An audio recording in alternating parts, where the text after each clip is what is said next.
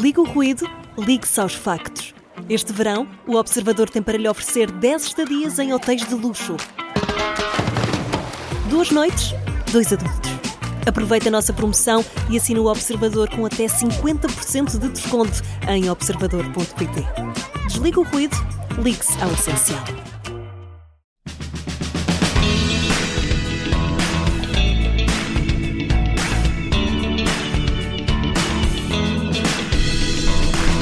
Entre 2015 e 2019 deu-se uma das maiores intrusões informáticas da história a nível mundial, com 1.100 potenciais vítimas de 36 países, incluindo dezenas e dezenas de empresas, federações e clubes desportivos, escritórios de advogados, organismos do governo e da justiça. Esta é uma história de dimensão internacional que ainda nem sequer acabou. Entre os lesados, nomes como Cristiano Ronaldo, Jorge Mendes, Jorge Jesus, Isabel dos Santos, ministros e secretários de Estado, juízes e inspectores, o escritório da PLMJ, a Procuradoria-Geral da República, o Sporting, o Benfica, o Porto, o Real Madrid, Manchester United, o Inter de Milão, entre muitos outros.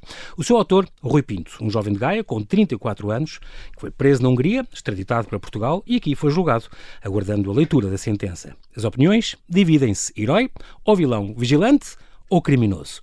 O jornalista Nuno Tiago Pinto, ele é o diretor da revista Sábado, que há 5 anos revelou na imprensa a identidade do denunciante, acaba de lançar Rui Pinto, o hacker que abalou o mundo do futebol. Afinal, como é que o Rui Pinto vai passar à história?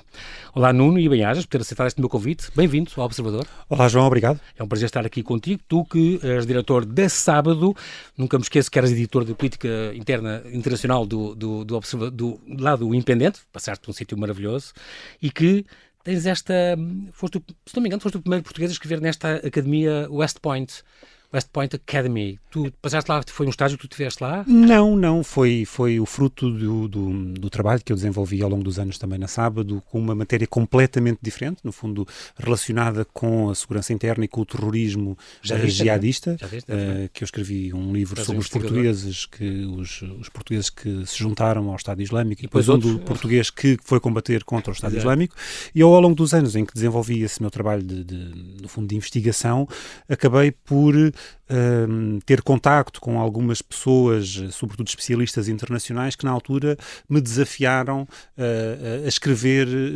primeiro um artigo sobre uma célula do Estado Islâmico que operava na Europa, que era composta por 2 marroquinos que entraram em Portugal e que depois que tinha ligações por Espanha, por França, pela Bélgica, pela Holanda, até a Alemanha. No fundo era uma rede jihadista europeia que foi desmantelada graças também à intervenção das autoridades portuguesas.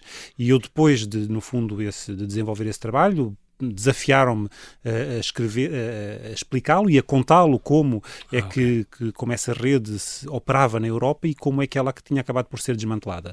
E eu na altura publiquei, já foi aqui há uns anos, foi um artigo era o CTC Sentinel, que é uma publicação do West Point, e que depois, mais tarde... Motivou esse convite? Mais tarde, depois desse trabalho estar feito e depois de desenvolver o trabalho sobre os jihadistas portugueses, eu propus-lhes também, olha, tenho aqui esta outra história relacionada com um grupo de portugueses que foi dos primeiros a viajar para a Síria na altura, antes ainda de haver Estado Islâmico, antes das pessoas estarem atentas àquela realidade, e acabei por escrever um segundo trabalho de investigação para lá. Muito bem. Realmente, 2 livros extraordinários. Este teu primeiro, que já saiu há 8 anos, Os Combatentes Portugueses do Estado Islâmico. Estado Islâmico que puseste de propósito, entre aspas, certo? Sim, já passou tanto tempo. Já passou tanto tempo. Passa depressa. Sim, porque, quer dizer, o Estado Islâmico, as pessoas muitas vezes acabavam por falar em ISIS e ISIL, havia vários nomes, Daesh, na verdade, Daesh, e portanto o Daesh na verdade é apenas um acrónimo, é a tradução, a transliteração para um acrónimo do Dawla Islamia fi Iraq wa al-Sham, portanto que é em árabe no fundo, e isso significa apenas o Estado Islâmico do Iraque e da Síria, que eles, para eles, definiam-se a si próprios como o Estado Islâmico, que era a Dawla a certa altura, e portanto é uma forma também de abreviar abreviada, no fundo, para que as pessoas percebessem realmente o que é que estava ali em causa. Investigaste aqui então a vida do Nero, do Celso, do Edgar, do Fábio, do Sandro, estes portugueses que moravam em Londres. Sim. O que é que levou esta gente, o que é que os levava, no fundo, como é que foram recrutados, porque é que se converteram ao Islão, qual era o papel na estrutura? Foi isto que analisaste neste livro. No ano seguinte, então, Heróis contra o Terror. Então contaste a história do Mário Nunes, o tal português que foi combater o Estado Islâmico, com o prefácio do Rui Cardoso Martins, e também a mesma questão, tu ficaste um especialista nesta investigação hoje... Tem a ver com dois interesses que se conjugaram a determinada altura da minha vida, que eu fui, como tu disseste, fui editor do Internacional, do Independente. A minha formação de base, aliás, é Relações Internacionais, portanto é algo que me interessa muito e que eu acompanho com muito gosto e com muito interesse, e que a certa altura se cruzou com uma outra área que eu comecei a desenvolver já na Sábado, que tinha a ver com a parte da justiça e da segurança interna, e portanto eram duas áreas, na verdade, que acabaram por se cruzar em termos da parte da atualidade internacional, e a outra parte que é a parte da segurança interna, da proteção dos direitos das pessoas, das liberdades, no fundo, essas duas áreas que se cruzaram também com outras áreas com que ao longo da minha carreira.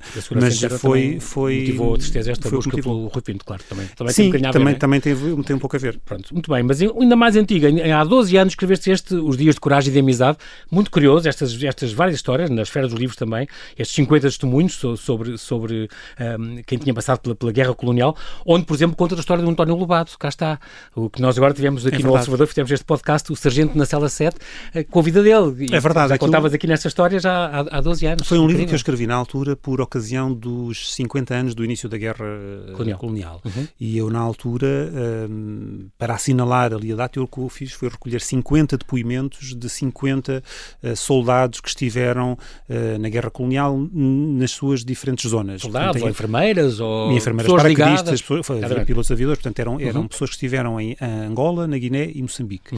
E cada uma delas em momentos diferentes no tempo. E a leitura do livro e das histórias cruzadas dessas pessoas, que algumas vezes se cruzaram em alguns momentos, acaba por ser um retrato muito interessante daqueles anos de guerra no seu conjunto, desde uma fase muito inicial, desde uma fase muito inicial até à fase final. E o António Lobato foi uma das pessoas que eu entrevistei na altura, e eu até falei sobre isso com a Tânia Pereirinha, que fez aqui um podcast extraordinário no Observador, sobre a história do Sargento Lobato, que dizer, na altura, tal como ela, também foi agora aproveitado e muito bem para este também fui à casa narrativo. Também fui à casa dele, também estive a falar com ele, portanto também me recebeu na sua sala, ou seja, ele achei ali algumas semelhanças, e o que é engraçado é que ao ouvir o podcast do Sargento na Cela 7, eu recordei-me perfeitamente das conversas que tive com António Lobato, e a história que ele contou e as frases que ele usou foram exatamente as mesmas frases que ele utilizou quando falou comigo. Há 12 anos. Portanto, e há um episódio giro, que é quando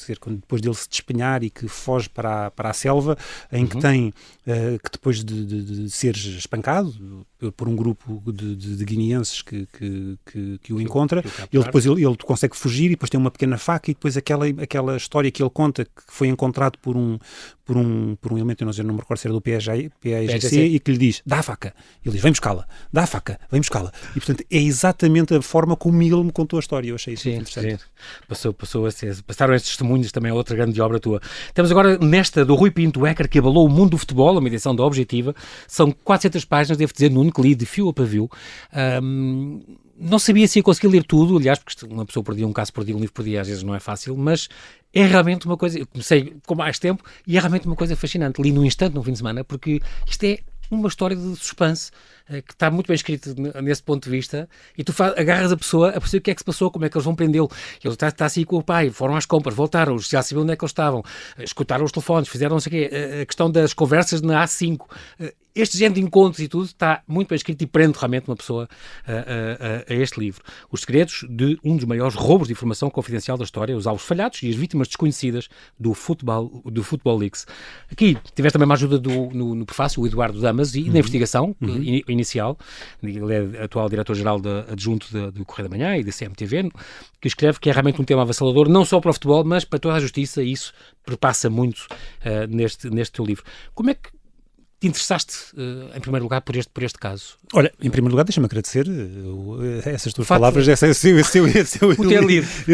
Não o teres lido, mas esse teu elogio e essa descrição, porque é bom saber que tiveste essa sensação e essa vontade de continuar a ler, porque era exatamente esse o objetivo. A história é de uma forma muito simples. Portanto, nós, na altura, quando começámos a investigar o caso, em 2018, estávamos no auge da publicação dos e-mails, dos chamados e-mails do Benfica, não é? Havia um blog na internet que ninguém sabia quem é que o geria e a origem, e que publicava informação confidencial do Benfica. E toda a gente queria saber, na altura, quem é que está por trás disto, quem é que está a fazer isto, o que é que, além do que lá está, porque o que lá está nós também fomos seguindo e publicando, e como toda a gente, mas queríamos saber exatamente, de onde é que isto apareceu. E foi daí, basicamente nasceu da nossa... Há 5 anos, portanto. Portanto, há 5 anos, no fundo nasceu da nossa curiosidade. Depois dessa reportagem que saiu em setembro de 2018, ainda ficaste mais uns 3 anos para escrever isto. Sim, portanto, aquilo nasceu, no fundo, dessa nossa curiosidade, e nós tivemos imenso tempo a tentar falar com imensa gente, a tentar perceber o que é que estaria por trás. No livro eu conto ali um bocadinho essa história, não é? No fundo, e contas aquela parte curiosa do... Havia milhares de folhas em processos que vocês podiam consultar e consultavam, mas tu e mais não sei quantos colegas teus de vários órgãos de comunicação. E há uma altura em que tu estás a consultar uma coisa e sabes que está ali e está outro com ele nas mãos e tu a rezar para que ele não dê com aquilo. E depois lá o outro largou e lá conseguiste agarrar. Mais um pormenorzinho daqueles suspensos, e lá conseguiste tirar o que tu querias, porque alguém, uma fonte anónima, tinha-te dito, consultem o processo tal. Isso é muito giro. Isso foi muito... Agora olhando para trás, foi muito engraçado. Esta história. Foi muito engraçado. Eu estava à altura a consultar um processo, que era o processo Etopeira, e que tinha uma informação de que lá, algures perdido nos anexos, havia uma informação que era a informação que nós procurávamos, que era o nome da pessoa que era a suspeita de estar por trás do Benfica, e depois nós viemos a saber do Football Leaks. E portanto isso aconteceu. Estava eu e mais, não sei se eram 5, se eram 10 jornalistas ali à minha volta, todos a consultar o mesmo processo, só que eu estava à procura de algo que eles não estavam, não é? Muito portanto, específico, tinha essa dica. Exato. E, portanto, isso permitiu-nos confirmar a informação de que nós tínhamos, de quem é que era a identidade da pessoa, que era na época a principal suspeita de estar por trás do Football Leaks e também do mercado do Benfica, e permitiu-nos a confirmação definitiva e avançar para essa publicação em setembro, como tu estavas a dizer, em setembro de 2018. Depois, a partir daí, foi, no fundo, agarrar nessa nossa história e continuar atrás dela, sempre à procura de evoluções e à procura de novos elementos, como ainda hoje, mesmo depois da publicação do livro, há ainda coisas que estão por esclarecer e por contar, e há coisas que certamente ainda vão continuar a aparecer. Impressionante que o Rui Pinto teve acesso a e-mails de juízes, procuradores, funcionários de ministérios, de advogados e tal, enquanto ao mesmo tempo negociava e colaborava com a justiça francesa. Tu falas aqui do spear phishing e do phishing, falas aqui por exemplo, no Sporting, os códigos fáceis, que ele quebrava muitos códigos, que era do Sporting, SCP 2023 ou 123, por aí era facílimo, mas realmente houve uma vantagem disto tudo, que houve muitos escritórios de advogados assim que passaram, e empresas e entidades que passaram a redobrar os cuidados com a cibersegurança. É muito importante isto. Houve uma evolução muito grande da forma como o Rui Pinto obteve a informação, na verdade. Inicialmente, numa fase muito inicial, que foi a primeira vítima conhecida, foi na altura ao Sporting, e foi através disso, ou seja, foi através da adivinhação dos códigos das palavras, das passwords, ou seja, basicamente, muitas vezes isso acontece, e nem acontece muitas empresas, as empresas têm um padrão no e-mail da pessoa, ou é na Pinto, ou é Nuno Pinto, ou é @sporting.pt. Exatamente, não é? E portanto, depois, normalmente, os departamentos informáticos, o que é que eles faziam? Davam umas passwords que eram supostamente transitórias, que era o nome da pessoa é SCP, ou SCP-12345.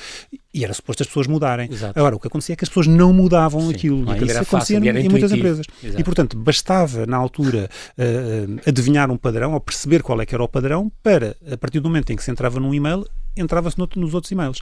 Depois, a partir daí, houve algum tipo de evolução. Passou a aplicar esquemas de spear phishing, em que, no fundo, são mensagens fraudulentas que te enviam e que te convidam a clicar num determinado botão que vem por e-mail, e que depois te pede a inserção das tuas credenciais. É o suficiente. E as pessoas, muitas vezes, não verificam muito bem o remetente, não verificam se aquela página que lhe aparece é realmente uma página idêntica. E às vezes é exatamente igual. Tem ligeiras diferenças, não é? Ligeiras diferenças. No fundo, normalmente as diferenças são no endereço da página, coisas muito simples, em que as pessoas clicam naquele botão e inserem as credenciais e as credenciais, no fundo, são capturadas e enviadas para um site que já foi definido previamente.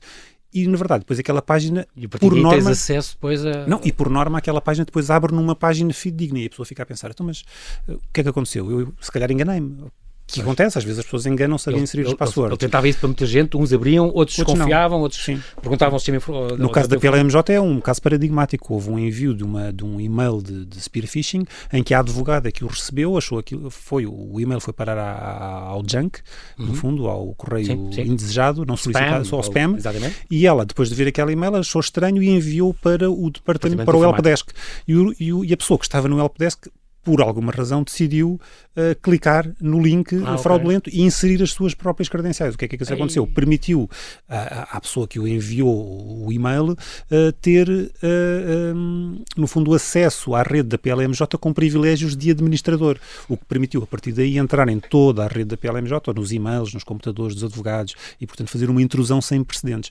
O que, como tu disseste, o que é curioso aqui é que, nesta altura, e eu conto isso no livro, isto acontece na PLMJ ao mesmo tempo que o Rui Pinto está a negociar um estatuto de testemunha protegida com a Justiça Francesa. O que é que aconteceu? Depois de nós divulgarmos a informação de que era ele o principal suspeito do Futebol Leaks e do mercado de Benfica, ele procura ali um advogado, isto ocorre tudo mais ou menos ali em simultâneo, procura um advogado francês, que é o William Bourdon, que o coloca em contacto com procuradores franceses.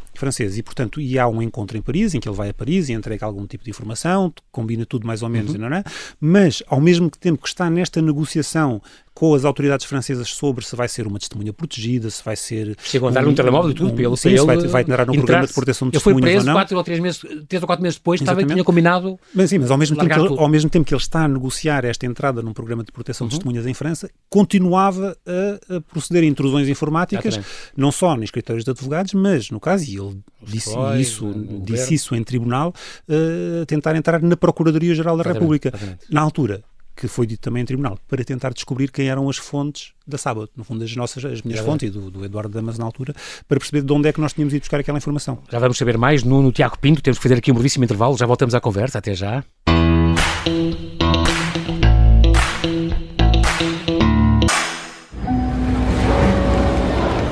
Em 1980, um avião da TAP com 83 passageiros a bordo é desviado para Madrid.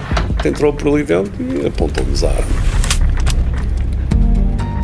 Mas o sequestrador, que tem uma arma carregada apontada aos pilotos, não é um pirata do ar comum. Chama-se Rui, vive no Feijó e só tem 16 anos. Leva uma pistola, que o meu pai tem, então mas está a pistola. Ele, de facto, mostrou-nos a pistola. Este é o Piratinha do Ar, uma série para ouvir em 6 episódios que faz parte dos Podcast Plus do Observador. É narrada por mim, Margarida Villanova, e a banda sonora original é de David Fonseca. Pode acompanhar todas as semanas no site do Observador, nas plataformas de podcast e no YouTube. Um novo episódio a cada terça-feira. Os Podcast Plus do Observador têm o apoio da Onda Automóveis.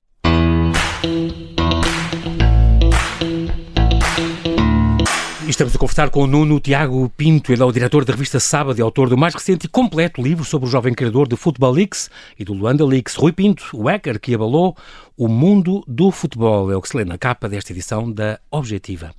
Muito bem, estamos a falar agora deste livro, deste rapaz, deste miúdo, na altura era um miúdo, tinha 20 e poucos anos, quando tudo isto começou, e que teve acesso, como eu disse no princípio, a mil e tal potenciais vítimas de 36 países, essas equipas todas incríveis, do Paris Saint-Germain, o Manchester City, o Sporting, Benfica, o AC Milan, o Juventus, onde ele entrou, a Liga Espanhola, a Federação Inglesa, uma igreja até, organismo do Estado.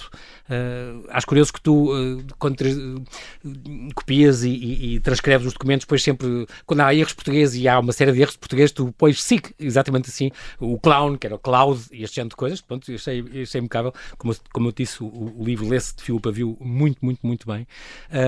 Estes antecedentes do Rui talvez tenha sido este caso do Caledonian Bank, este aí que ele fez então este desvio de quase $300 mil e que depois tinha sido resolvido. Ele diz que depois não ficou com dinheiro nenhum, ficou com algum, passou para o advogado, mas foi a Deutsche Bank que ajudou muito e que revelou, sempre com um grande receio, porque um grande banco como a Deutsche Bank, revelar o titular de uma conta é sempre uma coisa que a Deutsche Bank não revelou o titular da conta. Aquilo, isto precede em mais ou menos em um ano e tal o que aconteceu no Football Leagues. Portanto, em altura, se eu agora essa memória não me falha, foi em outubro de 2013, mais ou menos, houve uma intrusão num banco que existia na altura, em setembro de 2013, era um banco nas Ilhas Caimão, que era o Caledonian Bank. E esse banco, na altura, sem que ninguém tenha percebido na altura como, o Rui Pinto entrou através das passwords e do usernames e das passwords de dois titulares de duas contas, entrou nessas contas e fez duas transferências para a sua própria conta no Deutsche Bank. Portanto, uma primeira transferência de 30 e tal mil euros e uma segunda transferência de 230 e tal mil euros. Portanto, ao todo davam quase 300 mil euros de duas contas diferentes. Sendo que a primeira passou despercebida. Agora, a segunda era tão grande e que pertencia a um fundo, a uma espécie de fundo de pensões de uma companhia aérea. Que Soares levantou umas campainhas e aquilo... Que levantou umas campainhas, sendo que o titular dessa password era um português que também tinha o apelido Pinto. E que na própria companhia esteve sob suspeita, porque as pessoas perceberam que havia uma transferência para um Rui Pinto. Portanto, isso é uma fraude e pensaram, então, mas o Luís Pinto transfere para o Rui Pinto, quer dizer, há aqui alguma relação de família, portanto, isto aqui são muitos pintos metidos neste livro, na verdade. E, portanto, essas campainhas que surgiram do Caledonian Bank levaram os advogados do Caledonian Bank, na altura era a Moraes Leitão, a apresentar uma queixa em Portugal por roubo, pelo desfalque em duas contas do Caledonian Bank. Na altura, o Rui Pinto devolveu os 230, a quantia maior, disse que não, isso eu não reconheço essa transferência e devolveu, e depois, mas a segunda transferência ele não a devolveu, na verdade ele não a podia devolver porque uma parte já tinha sido gasto, uma parte desse dinheiro, ou seja, ele não podia devolver a totalidade porque já não a tinha a totalidade. Aí o advogado dele, o Aníbal Pinto, é que ficou conhecido, não é? Pois foi na altura em que ele conheceu o Aníbal Pinto, que era o advogado dele na altura, que fez uma coisa muito simples, na verdade, é que chegou a um acordo rapidamente, porque disse aos senhores, aos advogados do Caledonian Bank, disse, ok, se vocês quiserem levar por isto à frente, vamos a julgamento, e eu chamo os vossos clientes todos a tribunal e, portanto, toda a gente vai saber que o Caledonian Bank foi alvo de um roubo, de um desvio de dinheiro, e isso em termos reputacionais era a fogo em massa. Então eles rapidamente chegaram a um acordo em que o Rui Pinto devolveu ao Caledonian Bank metade da quantia que devia, que eram cerca de 17 mil euros, e a outra metade ele não a devolveu.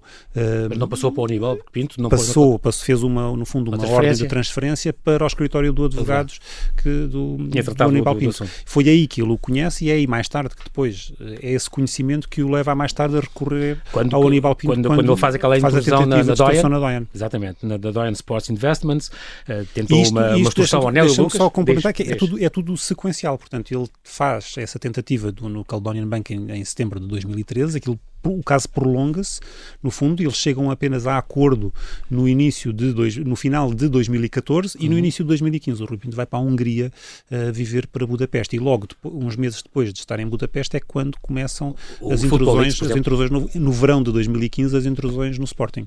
É muito curioso, tem este episódio em que falas desta questão do Nélio Lucas, o diretor da Doyen, e como está esta conversa entre o advogado deles e combinam este encontro na área de serviço da A5, e depois tudo aquilo já tem agentes da judiciária lá disfarçados, e depois há um homem que tem um ataque cardíaco e chegam ambulâncias por todo lado, tudo aquilo é muito curioso, mas o Rui Pinto aí mais tarde depois diz que se retraiu, aí há a tal tentativa de extorsão, aliás, que ele pode vir a ter, estamos à espera ainda da leitura do acórdão, foi adiado para julho, era para ter sido há 15 dias, mas ele pode ainda vir a provavelmente ser condenado a prisão efetiva se esse tal crime, dos 89 que ele tem, é essa tentativa na forma tentada, não é? Ou a extorsão na forma tentada. Dos 91 é essa tentativa de extorsão. Exatamente. Portanto, o crime, é de facto o crime mais grave de todos. Portanto, que ele depois retraiu-se e quando viu esta reação do diretor da Doyen, que depois andou com a polícia e reportou o caso e tudo, e andaram inspectores. Há um primeiro e-mail depois que é enviado. Diz que nem sabia que isto era extorsão, nem ele tenta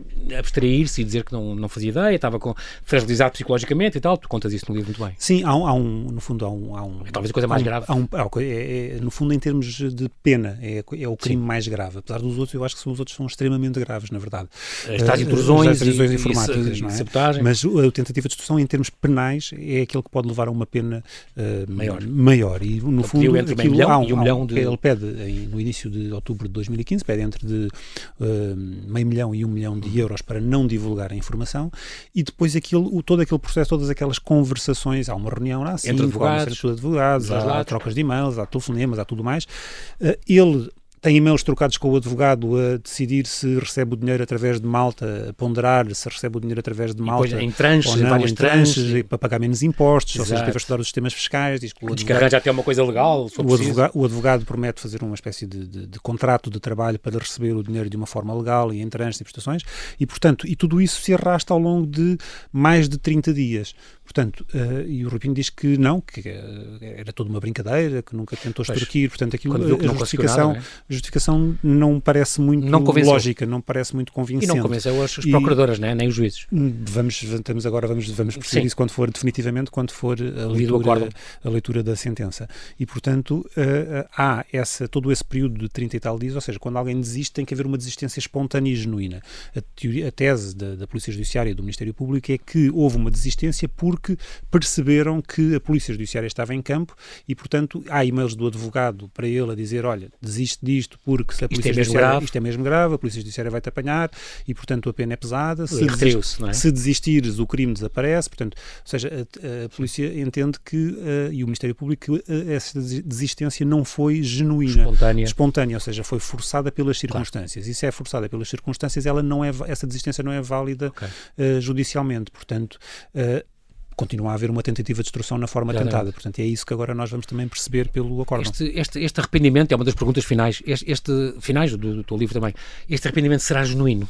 Não sei. Há uma coisa que porque é uma dúvida que persiste. Ele diz que está arrependido, primeiro negou, já teve várias versões conforme os interrogatórios, depois vai justificando a sua condição psicológica e tal, mas ele diz que reconhece que fiz coisas contra a lei. Há vários momentos. O Rui Pinto, inicialmente, não se arrependeu de nada. Ele chegou a Portugal, disse que tinha orgulho naquilo que tinha feito, não voltava atrás. Quando o julgamento começou... Pediu para não ser extraditado, aliás, muito.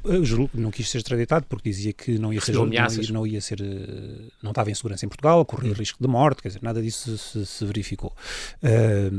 Mas também foi o tribunal com coletes à prova de balas, que só no início. No início do julgamento teve ali umas medidas de segurança que houve a uma altura que foi muito interessante, porque estavas a falar há pouco do meu livro dos jihadistas.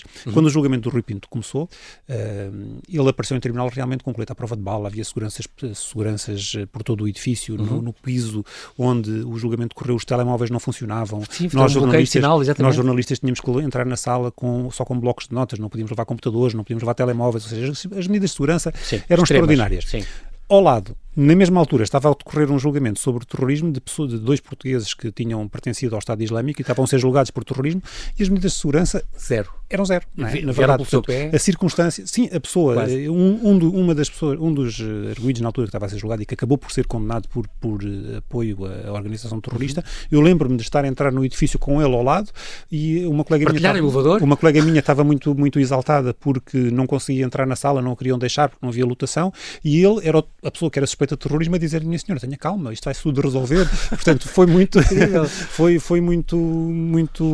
foi engraçado. Agora, olhando para trás, mas portanto, a comparação das medidas... páginas com ameaças de morte, que ele passou os e-mails, e uma até era um suposto polícia, legado de polícia, porque atrás tinha coisas do sindicato dos polícias a dizer: eu vou-te matar. O futebol é uma coisa que atrai muito fanatismo, claro, não é? Portanto, claro. E depois, na altura de nós divulgarmos as suspeitas que recaiam sobre ele, ele recebeu, de facto, e e essas mensagens foram impressas e foram juntas, entregues ao Ministério Público, de ameaças que sofreu por parte de dezenas e dezenas de adeptos benfiquistas, um deles que identificava-se na sua página de Facebook como agente da Polícia de Segurança Pública.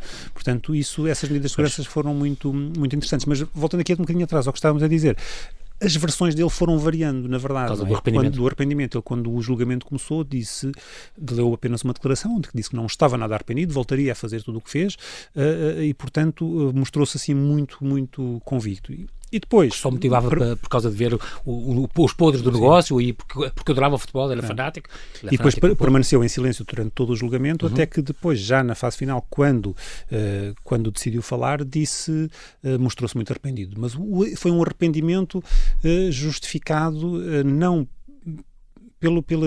Para ouvir as declarações dele em tribunal, parece que o arrependimento não foi justificado por um arrependimento verdadeiro. Ou seja, não foi espontâneo, digamos. Não é ser espontâneo. Ele diz que ter sido o Francisco Teixeira da Mota, o advogado, a aconselhar, ou não? Diz que está arrependido porque a sua vida está virada ao contrário. Sim. Ou seja, não é um arrependimento, eu fiz isto porque isto é errado. Eu fiz um arrependimento porque a minha vida está virada ao contrário. Exatamente. E houve uma coisa que me surpreendeu bastante, que foi não o ter ouvido a pedir desculpa. Ou seja, não havia um pedido de desculpa oficial, por aquilo que fez. Ou dirigir-se ao tribunal e dizer, peço desculpa àquilo que ele fez. Ele ilusou muita gente. Disse que houve coisas que não deviam ter sido feitas, que não foi ele que as fez, que foram outros que o fizeram. Hoje mantém, por exemplo, que o Futebol Leaks não era ele, não era só ele. O Rupinho diz que a versão dele é que o Futebol Leaks era um grupo, era ele e mais pessoas. Sim. E que o mercado do Benfica não foi ele, foi um amigo que trabalhava com ele. Mas de facto, quando ele foi preso, acabou.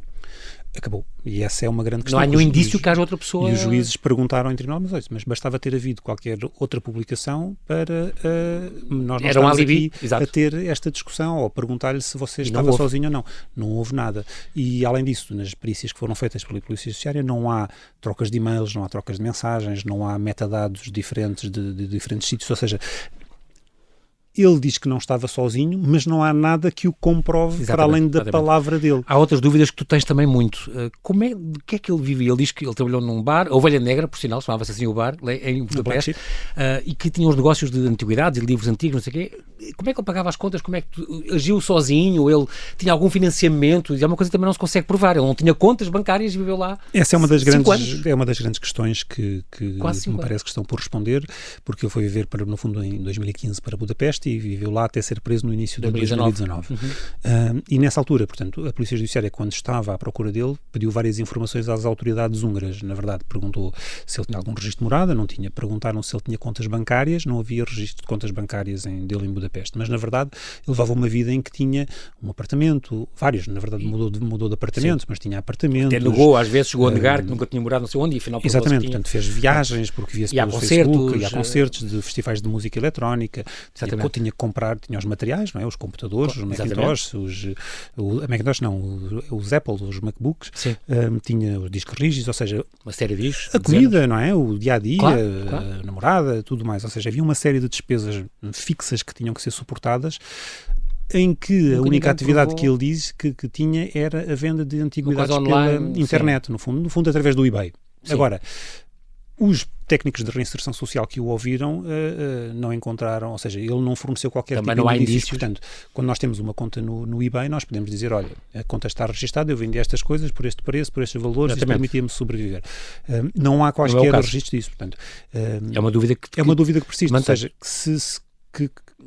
de que forma, não é? De que forma é que ele subsistiu ao longo dos anos em Budapeste? Não é que o Rupinho tivesse uma vida luxuosa, que não tinha. Era até bastante frugal. Era bastante frugal, no bairro onde vivia, no apartamento, não havia exibição de roupas, de bens, quer dizer, não havia nada disso. Mas existe uma série de despesas fixas que as pessoas normais têm que suportar para conseguirem manter um determinado nível de vida. Nuno, o que é que lhe vai acontecer depois deste julgamento? Não sei. Ou tudo depende é uma grande questão, porque isso também é algo que também é fascinante neste caso, não é? Porque nós temos o Rupinho como tudo isto, como a personalidade deste homem. Por um lado, que está a ser julgado por crimes graves, não é? De intrusões informáticas, quer dizer, qualquer pessoa acho que consegue perceber isso, não é?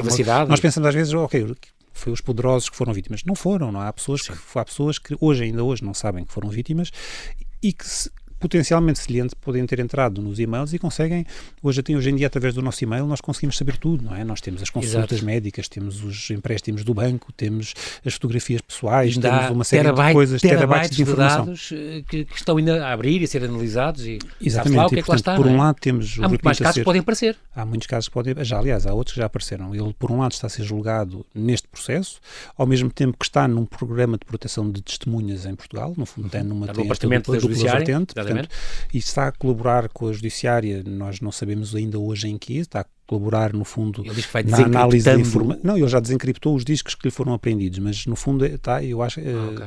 aparentemente estará a servir uma espécie de guia daquele mapa, uma espécie de mapa do tesouro para perceber o que é que lá está. Isso é uma outra questão complexa, porque o que lá está são documentos e caixas de correio eletrónico que foram roubadas, no fundo foram obtidas de forma ilegal, portanto não pode ser utilizado como prova pela polícia. Como informação, não é? Como a polícia pode olhar para ela e pode ver o que é que está aqui e depois a partir daqui eventualmente desenvolver investigações, mas isso depois levanta outras questões, que é, se isso se souber ou se houver suspeitas de que a informação em novos processos partiu dali, vai levar certamente os advogados de defesa de eventuais arguidos a contestar as investigações. Até porque isto não pode ser usado em tribunal. Não pode ser usado em tribunal. E uma das provas foi, por exemplo, e este caso que ele perseguiu o Cristiano Ronaldo e com esta coisa da Maiorga, da rapariga americana que alegou que ele tinha violado, e depois ele contactou com onde tinham vindo. Esse é um caso que eu conto ao detalhe no livro, acho que ainda não tinha sido contado com esse conta de detalhe, e é paradigmático disso que estás a dizer, que é, há uma acusação, a certa altura, aliás, tinha havido um acordo entre a Catherine Maiorga e o Cristiano Ronaldo, para aquilo não ouvi falar, e depois a partir do momento em que a Catherine Maiorga arranja um novo advogado, que o novo advogado, o que é que ele vai tentar fazer? Ele vai contactar primeiro a revista Der Spiegel, a revista alemã que divulgou a história com base no Football Leaks, com base nos documentos do Football Leaks, e os jornalistas não lhe dão a informação. Então o que é que o advogado faz? Ele envia um e-mail ao autor do Football Leaks, e o autor do Football Leaks, que na altura é o Rui Pinto, o que é que ele faz é responde ao advogado com dá-lhe documentos, Dear Leslie, PDFs. Aqui é o que eu tenho, toda a informação sobre o caso, espero que seja útil. E, portanto, ele o advogado americano agarra nessa informação e mostra à Catherine Maiorga. E a Catherine Maiorga, depois de ler a informação, apresenta uma queixa e constrói uma atenção, e foi 7 anos depois dessa suposta alegada violação, portanto, a coisa tinha ficado em silêncio já, a coisa arrumada entre advogados e o Cristiano e tudo, ficou tudo em banho-maria, digamos assim. 7 anos depois, ela, com base nisso, ela constrói uma nova, e por isso é que não vingou no tribunal. Isso é o que leva o tribunal, no fundo, a matar o caso. A juíza entendeu que o facto de ela ter tido acesso à documentação confidencial entre advogados, em que descrevia procedimentos, conversa e tudo mais, nunca devia ter tido, não é? Ou seja, contaminou-lhe, no fundo, a sua memória e o seu testemunho. Ou seja, o seu testemunho deixa de ser apenas genuíno e sincero, com base naquilo que aconteceu. A questão do arrependimento que falámos há bocado, não é? Passa a ser influenciado por aquilo que ela viu e que constrói na sua cabeça. Portanto, ela e a juíza critica o advogado fortemente, diz que ele ultrapassou todos os limites éticos e legais e impediu que a Catherine Maiorga tivesse a possibilidade de apresentar uma queixa com resultados e por isso arquivou e acabou por arquivar o caso, no fundo, com base nesta teoria da árvore envenenada, ou seja, que este fruto proibido não pode ser utilizado depois mais à frente. E até fez uma reprimenda ao advogado, e o Cristiano Ronaldo até lhe pediu uma indenização e ela disse, mas também não lhe damos tudo, porque você devia ter denunciado isto há mais tempo. E para responder à pergunta que estavas a fazer há pouco, além deste julgamento que está a terminar, o Rui Pinhos tem também já um novo processo no qual é arguido em Portugal, e que envolve depois muitas outras pessoas, ou seja, envolve também as intrusões no Benfica, envolve a intrusão em correios eletrónicos de magistrados do Ministério Público, de juízes dos tribunais portugueses, procuradoras, juízes, e, portanto, muitas outras pessoas que podem tiveram também a fazer queixa. A fazer queixa. E houve uma delas, por exemplo, que teve a sua vida muito prejudicada porque era um funcionário judicial que trabalhava no campo da justiça e que foi através das credenciais desse funcionário judicial que o Rui Pinto acabou por entrar nas caixas de correio eletrónicos de vários magistrados. E esse funcionário judicial foi constituído arguido, teve buscas em casa, teve sob suspeita, acabou por perder o emprego onde ele estava colocado e teve que ser transferido outra vez para a sua posição de origem, e durante anos este funcionário judicial foi injustamente apontado e constituído arguido. Há pouco tempo ainda estava como arguido neste processo, sendo que não tinha culpa nenhuma. Ele próprio tinha sido uma vítima de intrusão informática no seu e-mail. Espiral. Portanto, há este novo processo e existem outros processos. E há outro, lá fora. Em Espanha e em França. O Paris Saint-Germain, por exemplo, é um dos que também quer acusá-lo dessa intrusão. É uma personalidade muito contraditória e agora temos que fechar. Vigilante ou criminoso? Denunciante ou whistleblower ou hacker? É um pirata informático, herói ou vilão? Nuno, qual é a tua visão no cômputo disto? Ou é tudo ao mesmo tempo? Pode-se recuperar uma pessoa Nós não assim, podemos separar, acho que não podemos separar uma coisa da outra, na verdade, não é? Há quem olhe para ele como um vilão, apenas e só, e há quem olhe para ele apenas como um denunciante. Não é nem uma coisa nem outra, na verdade. Agora, se nós olharmos para a definição internacionalmente reconhecida de denunciante, um denunciante não é o que o Rui Pinto é. Um denunciante é alguém que tenha conhecimento através da sua atividade legítima de situações que devem ser reveladas publicamente, que não podem infringir alguma lei. Não é o caso.